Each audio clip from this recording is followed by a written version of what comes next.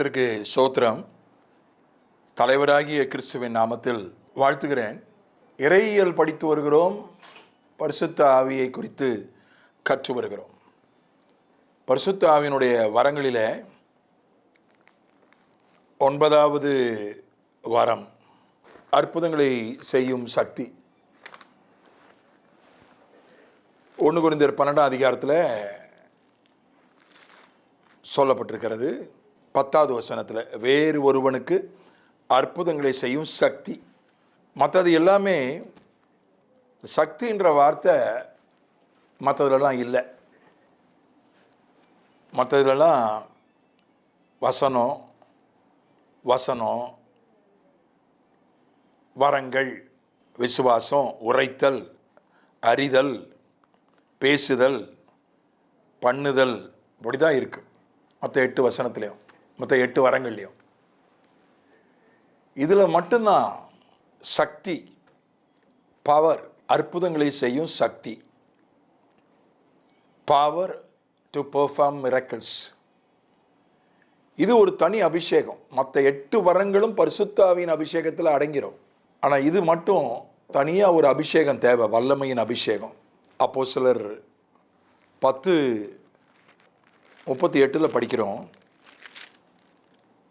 நசரேயனாகிய இயேசுவை தேவன் பரிசுத்த ஆவியினாலும் வல்லமையினாலும் அபிஷேகம் பண்ணினார்.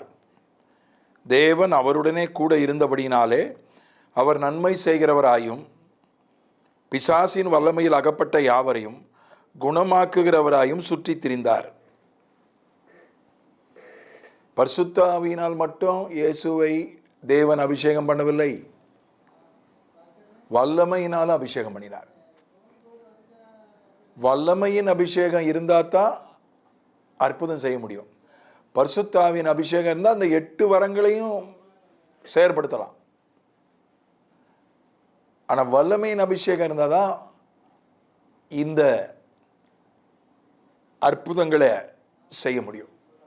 அது ஒரு பிரத்யேகமான அபிஷேகம். அற்புதம் என்றால் இயற்கைக்கு அப்பாற்பட்ட காரியத்தை செய்தல். விசுவாசம் அற்புதத்தை பெற்றுக்கொள்கிறது. அற்புத வரம் அற்புதத்தை செய்யுது. அது ஒரு இப்போ கடலை 2ஆ பிரித்தது அற்புதங்களை செய்யும் சக்தி. கோலை நீட்டுனா கடல் 2ஆ பிரிஞ்சிடுச்சு, அது அற்புதங்களை செய்யும் சக்தி. அதனால தான் அந்த விஷயம் எபிரேயர் 11 இல்லை. கடலை 2ஆ பிரித்தது எபிரேயர் 11 இல்லை. 28 பஸ்காவை ஆசரித்ததை பற்றி இருக்குது. 29 கடலில் உலர்ந்த தரையை கடந்து போவது போல கடந்து போனார்கள் சமுத்திரத்தை. ஏன்னா அது அற்புதம், அது விசுவாசம் இல்லை. அது அற்புதம் வரும். கடலுக்குள்ள நடந்து போனது விசுவாசம் வரும். கடலை பிரித்தது அற்புதம் வரும். இவங்க கடலுக்குள்ள நடந்து போனவங்க அந்த அற்புதத்தை பெற்றுக்கொண்டாங்க. கடலை 2ஆ பிரித்தவன் அற்புதம் செஞ்சான், அது அற்புதம் வரும். அற்புத இயற்கைக்கு அப்பாற்பட்ட விஷயத்தை செய்வது. எல்லா அதிசயங்களும் அற்புதம் இல்லை. இயற்கையிலே நிறைய அதிசயம் இருக்கு. 139ஆம் சங்கீதத்தில் நான் அதிசயமாய் பிரமிக்கத்தக்க விதமாய் உண்டாக்கப்பட்டேன். வயிற்றில் ஒரு குழந்தை உருவாகிறதே அதிசயம்தான். நான் எங்கள் அம்மா வயிற்றில் எப்படி உருவானது ஒரு அதிசயம் இல்லையா? 14 நான் பிரமிக்கத்தக்க அதிசயமாய் உண்டாக்கப்பட்டபடியால். அம்மா வயிற்றில் ஒரு குழந்தை உருவாகிறதே அதிசயம், சாதாரண அதிசயம் இல்லை, பிரமிக்கத்தக்க அதிசயம். இயற்கை தானே, அம்மா வயிற்றில் குழந்தை உருவாகிறது இயற்கை தானே, அது அதிசயம். அதே போல நிறைய அதிசயங்கள் இருக்கு. சில இயற்கை காட்சிகள்லாம் அதிசயமா இருக்கும். அருவி, பச்சை பசேல்னு இருக்கக்கூடிய இயற்கை காட்சிகள், சில அபூர்வமான பூக்கள், சில அபூர்வமான மரங்கள், சில அபூர்வமான ஜீவராசிகள், அதிசயம். அது அப்படியே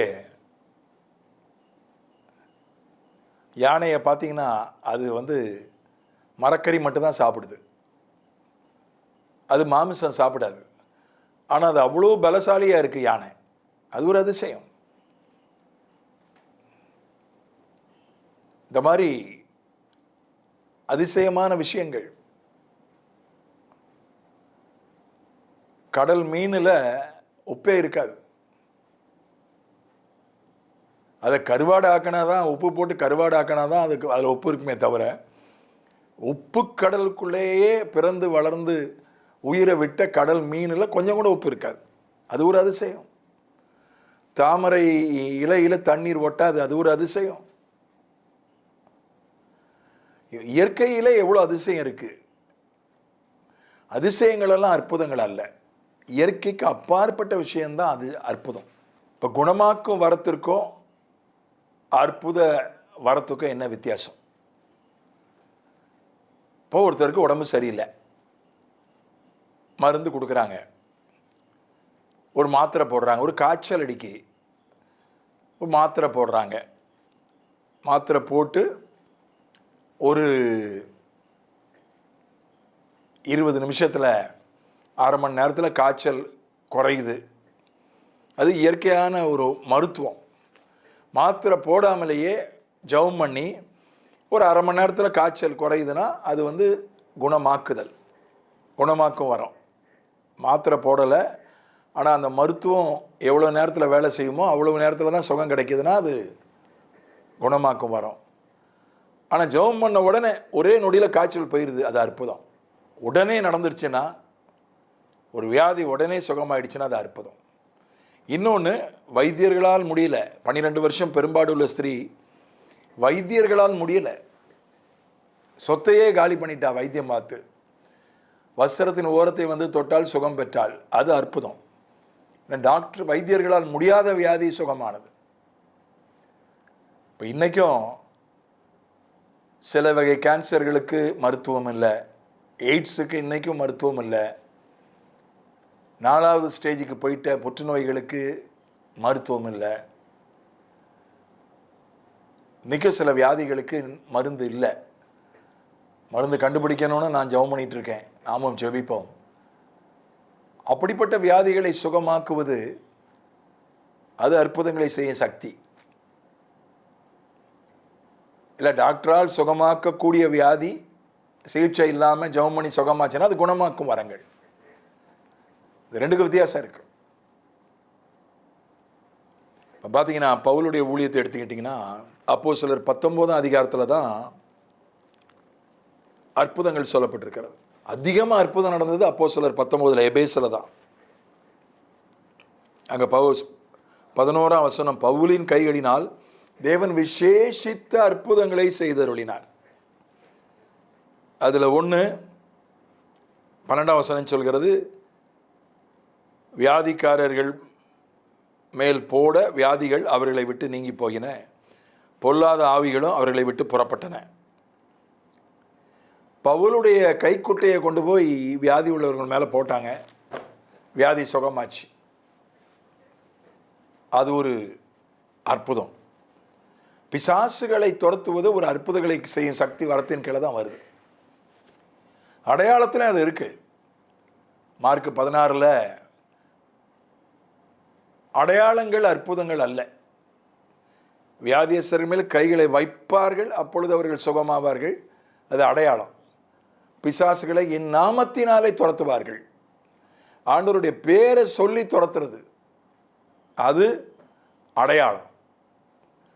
அது பெரிய அளவில் பிசாசு துரத்துகிற ஒரு கிருபை இருக்காது, அது அதிகமான அடிக்கடி நடக்காது. சில வகை பிசாசுகளை துரத்த முடியாது. மத்தேயு 17 இவ்வகையான பிசாசு உபவாசத்தினாலும் ஜபத்தினாலும் அன்றி எவ்விதத்தினாலும் புறப்பட்டு போகாதுன்னு சொன்னாரே, அந்த மாதிரி பிசாசெல்லாம் அடையாளத்தை வைத்துக்கொண்டு துரத்த முடியாது. அது எப்படிப்பட்ட பிசாசு? சந்திரரோக ஆவி.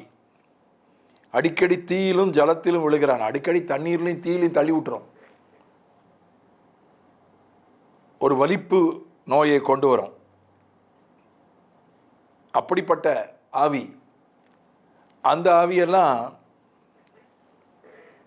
அற்புதங்களை அற்புதம் வர இருந்தால் தான் துரத்த முடியும். மற்றபடி சாதாரண பிசாசுகள், எச்ச பிசாசுகள், சில்லற பிசாசுகள் ஆண்டுடைய பேரை சொன்னாலே ஓடிடும். அது அடையாளம். அற்புத வரத்தின் ஒரு பகுதி பிசாசு துரத்துவது. நம்ம ஊரில் ஒரு ஊழியக்காரர் இருந்தார். பின்னால் விழுந்து போயிட்டார். தன்னையே கடவுள்னு சொன்னார். வேறு ஒரு மதத்தில் போய் சேர்ந்து தன்னையே கடவுள்னு சொன்னார். முதல்ல உபதேசத்தில் விழுந்து போனார்.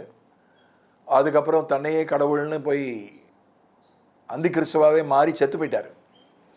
அவரை மாதிரி ரொம்ப அழகான பாட்டெலாம் எழுதியிருக்காரு. அவர் எழுதின பாட்டெல்லாம் இன்னைக்கும் அவ்வளவு எனக்கு பிரியமான பாடல்கள். எந்த அன்புள்ள ஆண்டவர் இயேசுவே, நான் உந்த நாமத்தை போற்றிடுவேன்லாம் அவர் எழுதின பாட்டு தான். அவ்வளோ அழகான பாட்டெலாம் எழுதியிருக்காரு. சைமன் ஸ்டான்லி, டாக்டர் சைமன் ஸ்டான்லின்னு ஒரு பெரிய அறிவாளி, பல புத்தகங்களை படித்து சரித்திரங்களை கரைத்து குடித்த ஒரு அறிவாளி. அவரோடு நான் பேசி கொண்டிருந்தேன் ஒரு முறை. அவர் சொன்னார், மனித சரித்திரத்தில் பைபிளுக்கு அப்புறம் உலகம் முழுவதும் இருக்கக்கூடிய எல்லா ஊழியக்காரருடைய ஊழியத்தையும் சரித்திரத்தையும் பார்த்தா, நம்ம ஊரில் தமிழ்நாட்டில் இருந்தார் எந்த அன்புள்ள ஆண்டவர் இயேசுவை நான் பாட்டை எழுதினவர், அவரை மாதிரி பிசாசு துரத்துக்கிற கிருபை யாருக்கும் கிடையாது. பெரிய கூட்டம் நடத்துவார். 1,00,000 பேர் வருவாங்க கூட்டத்துக்கு. பெரிய மைதானத்தில் கூட்டம் நடத்துவார். அவர் தங்கி இருக்கிற இடத்துலேருந்து புறப்படுறதுக்கு முன்னால் தொலைபேசி பண்ணி சொல்லிடுவாங்க புறப்பட போகிறாரு. அவர் புறப்பட போகிறாருன்னு தெரிஞ்ச உடனே தொண்டர்களெல்லாம் கைகோர்த்து மரங்களை சுற்றி நிற்பாங்க, கிணறுகளை சுற்றி நிற்பாங்க. பக்கத்தில் அந்த கூவம் நதி ஓரத்தில் சென்ட்ரல் ரயில்வே ஸ்டேஷன் பக்கத்தில் தான் அந்த காலத்தில் 1950கள் 60கள் 1960களில் நடந்த காரியங்கள். 60 வருஷத்துக்கு முன்னால் நடந்த விஷயம். அந்த கூவ நதிக்கரை ஓரத்தில் கைகோர்த்து தொண்டர்களெல்லாம் நிற்பாங்க. ஏன்னா அவர் புறப்பட்ட உடனே இங்கே பிசாசு அலகழிக்க ஆரம்பிச்சிடும். 10,000 பேர் பிசாசு பிடிச்சி ஆடுவாங்க. 1,00,000 பேர் உள்ள கூட்டத்தில் 10,000 பேர் பிசாசு பிடிச்சி ஆடுவாங்க. இவங்க போய் மரத்து மேலே ஏறிப்பாங்க, அல்லது கிணத்துல விழுந்துருவாங்க, இல்லை ஆற்றுல விழுந்துருவாங்க. அதனால தான் பாதுகாப்பு. அவர் வந்த உடனே எல்லாம் முன்னால் வந்து 10,000 பேர் ஆடுவாங்க. கற்பனை பண்ணி பாருங்க, 10,000 பேர் பிசாசு பிடிச்சி ஆடுற காட்சியை கற்பனை பண்ணி பாருங்க. ரொம்ப பயங்கரமாக இருக்கும். அவர் ஒரே ஒரு வார்த்தை தான் சொன்னார், இயேசுவை நாமத்தில் அவங்களை கட்டுறேன்னு மாதிரி எல்லாம் படுத்துரும் அமைதியாக. கூட்டம் முடிஞ்ச உடனே அவர் ஒரே ஒரு வார்த்தை தான் சொன்னார். சொல்லுவார், இயேசுவை நாமத்தில் அப்புறம் உங்களை துரத்துக்கிறேன்னு மாதிரி எல்லா பிசாசும் போயிடும், 10,000 பேரும் விடுதலை பெற்று போயிடுவான். இவ்வளவு வல்லமை, பிசாசு துரத்துக்கிற வல்லமை மனித சரித்திரத்திலேயே பைபிளுக்கு அடுத்த மாதிரி யாருடைய ஊழியத்திலும் விளங்கினதில்லை. அற்புதங்களை செஞ்சுருக்காரு. அது சைமன் ஸ்டான்லி சொன்னார், ஆண்டவர் அதனால தான் சீக்கிரம் வல்லமை என்ன செய்யறதில்ல, கொடுக்கறது இல்லை, விழுந்துடுறாங்க. டெரிக் பிரின்ஸும் அதை எழுதியிருக்கார். டெரிக் பிரின்ஸ் என்கிற பெரிய எழுத்தாளர் எழுதியிருக்கார் புத்தகத்தில், இந்தியாவிலையும் ஆப்பிரிக்காவிலையும் ஆண்டவர் அதிக அற்புதங்களை செய்கிறதில்லை, ஏன்னா அவர்களை கடவுளாக்கிடுவாங்க. வில்லியம் பிரன்ஹாம் அமெரிக்காவில் பின்னால் உபதேசத்தில் விழுந்துட்டார். முதல்ல ஒரு பாப்டிஸ்ட் தான், பின்னால் உபதேசத்தில் விழுந்துட்டார். அவ்வளவு அற்புதம் பண்ணார். அவரை கடவுளாக்கிட்டாங்க. அவர் தன்னை கடவுள்னு சொல்லவே இல்லை. ஒரு கூட்டம் அவரை கடவுளாக்கிட்டாங்க. கிறிஸ்து பென்காம் அப்படின்னு அவரை குறித்து கைப்பிரதிகள் அச்சிட்டார்கள். அவர் அதை மறுத்தார், அதை எதிர்த்து பேசினார். யாராவது இப்படி பண்ணினா ஊழியம் செய்கிறத விட்டுருவேன், நான் ஒரு சகோதரன் என்று ரொம்ப கடுமையாக பேசியிருக்கிறார். அந்த அவருடைய உரையை நான் வாசித்திருக்கிறேன். அவ்வளவு அற்புதங்களை எல்லாம் அவர் செய்திருக்கிறார். வில்லியம் இறந்து போனவர்களை உயிரோடு எழுப்பியிருக்கிறார். பலர் முன்னிலையிலே, பல அதிகாரிகள் முன்னிலையிலே இறந்து போனவர்களை உயிரோடு எழுப்பியிருக்கிறார். அவ்வளவு அற்புதங்களை வில்லியம் பிரன்ஹாம் செய்திருக்கிறார். வியாதி உள்ளவர்கள் நடுவில் குருடர்கள் கண்கள் திறப்பது, பிறவி குருடர்கள், பிறவியில் நடக்க முடியாதவர்கள், பிறவியிலே காது கேட்காதவர்கள், அவர்களுக்கு சுகம்பலன் உண்டாவது அற்புதம். இயற்கையில் அற்புதம். காற்றையும் கடலையும் அதட்டினது, கடல் மேல் நடந்தது, இயற்கையில் அற்புதம். 3 வருஷம் மழை பெய்யாதபடி எலியா வானத்தை அடைத்தான். 3 வருஷம் கழித்து மறுபடியும் மழை பருபடி வானத்தை திறந்தான். மோசே அற்புதங்களை செய்தான். 10 வாதைகள், அது வாதைகள் மட்டுமல்ல, அற்புதங்கள். அற்புதம்னா பாசிட்டிவான அற்புதம் நினைக்காதீங்க, நெகட்டிவான அற்புதமும் இருக்கு. மற்றவர்களை வாதிக்கிற அற்புதங்கள். வெளிப்படுத்தின விசேஷம் 11 அதிகாரத்தில் 2 சாட்சிகள் எதிர்காலத்தில் வந்து ஊழியம் செய்வாங்க.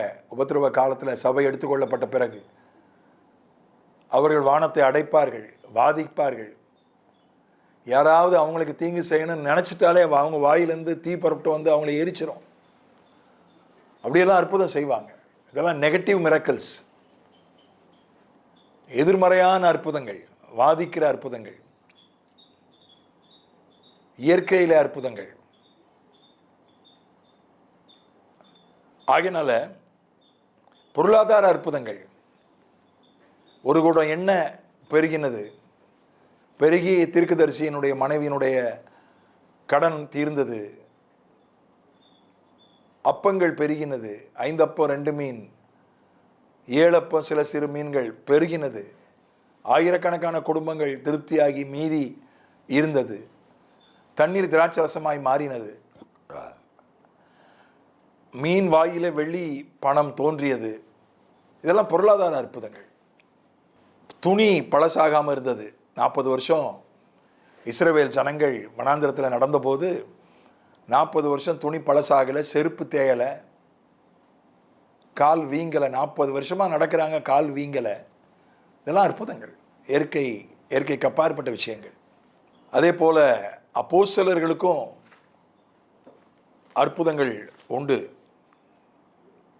அதற்கு முன்னால் பிசாசு துரத்துறதை பற்றி சொல்கிறேன்.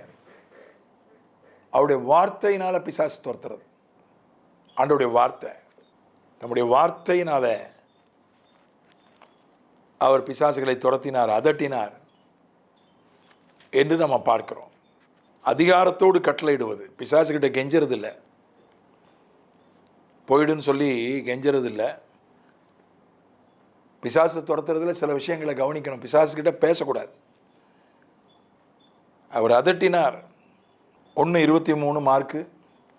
அவருடைய ஜெப ஆலயத்தில் அசுத்த ஆவி உள்ள ஒரு மனுஷன் இருந்தால் அவன், ஐயோ நசரனாகி இயேசுவே, எங்களுக்கும் உமக்கும் என்ன, எங்களை கெடுக்கவா வந்தீர், உம்மை இன்னார் என்று அறிவே, நீர் தேவனுடைய பரிசுத்தர் என்று சத்தமிட்டான். அதற்கு இயேசு, நீ பேசாமல் இவனை விட்டு புறப்பட்டு போ என்று அதை அதட்டினார். உடனே அந்த அசுத்தாவி அவனை அலக்கழித்து மிகுந்த சத்தமிட்டு அவனை விட்டு போய்விட்டது. எல்லாரும் ஆச்சரியப்பட்டு, இது என்ன, இந்த புதிய உபதேசம் எப்படிப்பட்டது, இவர் அதிகாரத்தோடு அசுத்த ஆவிகளுக்கும் கட்டளையிடுகிறார், அவைகள் இவருக்கு கீழ்ப்படுகிறது என்று தங்களுக்குள்ளே ஒருவரோடு சொல்லிக் கொண்டார்கள். பேச விடலை, கதை பேசக்கூடாது. சில ஊழியக்காரங்க, சில தேவ பிள்ளைங்க பிசாசுக்கிட்ட கதை பேசுவாங்க. நீ யார், எங்கேருந்து வந்த, அவங்ககிட்ட கதை பேசுவாங்க. அவர் எப்படி, இவர் எப்படி, இந்த ஊழியக்காரர் எப்படி, அந்த ஊழியக்காரர் எப்படி. அதெல்லாம் கதை பேசக்கூடாது, பேசக்கூடாது. பேர் என்னன்னு மட்டும்தான் கேட்டார் லேகியோன் கிட்ட. அதுவும் லேகியோன் கிட்ட தான், மற்றவங்க கிட்ட அது கூட பேச விடலை. பிசாசே அவர் பேச விடலை. அதை அதட்டணும், அதிகாரத்தோடு சொல்லணும். ஷட் பண்ணணும், get out, shut up, get out, அதிகாரத்தோடு சொல்லணும். அது மாதிரி பிசாசு அலக்கழிச்சிட்டு தான் போகும். பெரும்பாலும் சத்தம் போட்டு அலக்கழிச்சிட்டு போகும், இல்லை மயங்கி விழுந்துடும், செத்தவனை போல விழுந்து கிடப்பான். பயப்படக்கூடாது. பவுலுடைய கைக்குட்டையை தூக்கி கொண்டு போட்டப்போ கூட பிசாசு ஓடிச்சு. அது ஒரு அற்புதம் தான். ஆனால் வார்த்தை, ஆண்டுடைய நாமம், ஆண்டுடைய நாமத்தை உச்சரித்து ஆண்டுடைய வார்த்தையை சொல்லி பிசாசை துரத்தணும். இதுதான் உபவாசிக்கணும்னு அவசியம் இல்லை.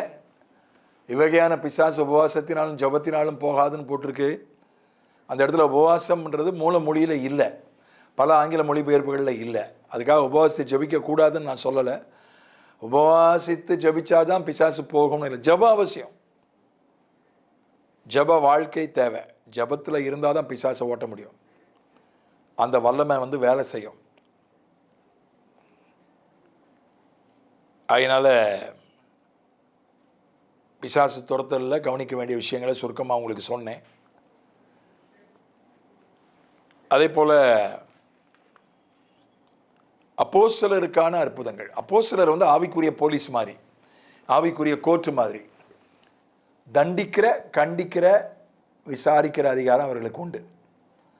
அப்போஸ்தலர் என்றதை பற்றி பலவிதமான கருத்துக்கள் உண்டு. அதுக்குள்ளே போக போகிறதில்ல. அது அப்போஸ்தலர்களை பற்றி நம்ம கற்றுக்கொள்ளும் போது பார்த்துக்கொள்ளலாம். இப்போது நமக்கு கற்றுக்கொள்ள வேண்டியது, அப்போஸ்தலன் பேதுரு 5ஆம் அதிகாரத்தில் அனனியா சப்பீரா அவர்கள் தண்டிக்கப்பட்டது ஒரு அற்புதம் தான். அவங்க தப்பு பண்ணிட்டாங்க. ஏன் இப்படி தப்பு பண்ணீங்கன்னு தான் கேட்டான். வேற ஒன்றும் நீ சாக கடவாய், கர்த்தர் உன்னை அடிப்பாராக, நீ தண்டிக்கப்பட கடவாய் ஒன்றும் சொல்லலை. ஏன்பா இப்படி தப்பு பண்ணீங்கன்னு கேட்டான். அனனியா விழுந்து செத்துட்டான். அனனியா அந்த வார்த்தைகளை கேட்கவே விழுந்து ஜீவனை விட்டான். 5ஆம் வசனம். மரண தண்டனை யார் கொடுக்க முடியும்? போலீஸ் கொடுக்குறாங்க, என்கவுண்டர் பண்ணுறாங்க. நீதிபதி கொடுக்குறாரு, மரண தண்டனை கொடுக்குறாரு. மரண தண்டனை கொடுக்குற அதிகாரம் அப்போஸ்தலர்களுக்கு உண்டு. அது அற்புதமாக அதை செய்வாங்க. அப்போஸ்தலர்ன்றவங்க கோர்ட்டு மாதிரி, போலீஸ் மாதிரி. வயசாகிட்டா அவங்க அப்போஸ்தலர்கள் கிடையாது. ஒரு 100 ஊழியக்காரங்களுக்கு தலைவராக இருந்துட்டு அவங்க அப்போஸ்தலர் கிடையாது. சொத்தெல்லாம் விட்டுட்டு, சொத்தெல்லாம் விற்று ஊழியத்துக்கு கொடுத்துட்டு சம்பளம் வாங்காமல் விசுவாசத்தில் வாழ்ந்தா அது அப்போஸ்தலர் கிடையாது. அப்போஸ்தலர் அப்படின்றவங்க ஆவிக்குரிய போலீஸ், ஆவிக்குரிய நீதிபதி. தண்டிக்கிற, கண்டிக்கிற அதிகாரம் அவங்களுக்கு உண்டு. அது அற்புதத்தின் மூலமாக அவர்கள் செய்வார்கள். அதுக்கப்புறம் சப்பீரா வாரா, மறுபடியும் கேட்குறான், ஏன் தப்பு பண்ணீங்க? நீயும் மரிச்சு போயிடுவ, உன்னையும் அடக்கம் பண்ணுவாங்க. சாபம் போடலை, நடக்க போகிறத சொன்னான், முன்னறிவித்தான். அதே போல் அவளும் இறந்துட்டா. இது ஒரு கரெக்டிவ் மிராக்கிள், தண்டிக்கிற அற்புதம். இது அப்போஸ்தலர்களுக்கு மட்டும்தான், மற்றவங்களுக்கு கிடையாது. அப்போஸ்தலர் 13ஆம் அதிகாரம். முதல்ல பவுல் ஊழியத்துக்கு போகிறான். பவுல் செஞ்ச அற்புதம் நல்லா இருந்த கண்ணை குருடாக்குனது. அவன் தான் அது செஞ்ச முதல் அற்புதம். அப்போஸ்தலர் 13:6-11 வரை. பரியேசு என்கிற ஒரு மாய வித்தைக்காரன், அவன் ஒரு கவர்னர்கிட்ட கூடவே இருந்தான். அந்த கவர்னர் வசனத்தை கேட்க ஆசைப்பட்டான். அவன் வசனத்தை கேட்காதபடி இவன் தடுத்தான். ஆகையினால பவுல் என்ன சொல்கிறான்? சபிக்கலை. நல்லா கவனிங்க. சாபத்தை மூலம் வர செய்யப்படுகிற அற்புதம் இல்லை, நடக்க போகிறத சொன்னான். நீ தப்பு பண்ணுற, அதனால் சில காலம் உனக்கு கண்ணு தெரியாது, கொஞ்ச காலம் உனக்கு கண்ணு தெரியாதுன்னு சொன்னான். உடனே கண்ணு தெரியாமல் போயிடுச்சு. இது ஒரு தண்டிக்கிற அற்புதம். ஆக அற்புதங்களை செய்யும் சக்தின்றது ஒரு தனி கம்பார்ட்மெண்ட்டு. இந்த 8 வரங்களும் பரிசுத்த ஆவியின் அபிஷேகத்தின் கீழே வருது. அற்புதங்களை செய்யும் சக்தி வல்லமையின் அபிஷேகத்தின் கீழே வருது. அதனால் இப்படிப்பட்ட உண்மையான அப்போஸ்தலர்கள் ரொம்ப அபூர்வம். உண்மையான அப்போஸ்தலர்கள் தேவை, ரொம்ப சிலர் தான். முழுமை பெற்ற அப்போஸ்தலர்களை நான் ஏறக்குறைய பார்க்கல. அப்போஸ்தலர்கள் இருக்க முழுமையான அப்போஸ்தலர்களும் இன்னும் எனக்கு தெரியாமல் இருக்கலாம். ஒருவேளை அப்போஸ்தலர் கிருபை உள்ளவங்க இருக்காங்க, ரொம்ப கொஞ்சம் பேர் இருக்காங்க. உண்மையான அப்போஸ்தலர்கள் எழும்பணும். அற்புதங்களை செய்யும் சக்தி நமக்கு தேவை. பிதாவை இயேசுவின் நாமத்தில் அற்புதம் செய்யும் சக்தியை வரம் உள்ளவர்களை எழுப்பி கொடும், அப்போஸ்தலர்களை எழுப்பி கொடும், இயற்கையில் அற்புதங்கள் நடக்கட்டும், பொருளாதாரத்தில் அற்புதங்கள் நடக்கட்டும், வியாதி உள்ளவர்கள் நடுவில் அற்புதங்களோட பிசாசு துரத்தப்படட்டும். எங்கள் நாட்டில் ஏராளமான பிசாசுகள் உண்டு ஆண்டவரே. கோடிக்கணக்கான அசுத்த ஆவிகள் எங்கள் நாட்டில் உண்டு. பல விதவிதமான அசுத்த ஆவிகள் உண்டு. அவைகளை துரத்தக்கூடிய வல்லமையை, அற்புதங்களை செய்யும் சக்தியை சபைக்கு தாரும், தேவ ஜனத்துக்கு தாரும், ஊழியக்காரர்களுக்கு தாரும். இயேசுவின் மூலமே பிதாவே, ஆமென்.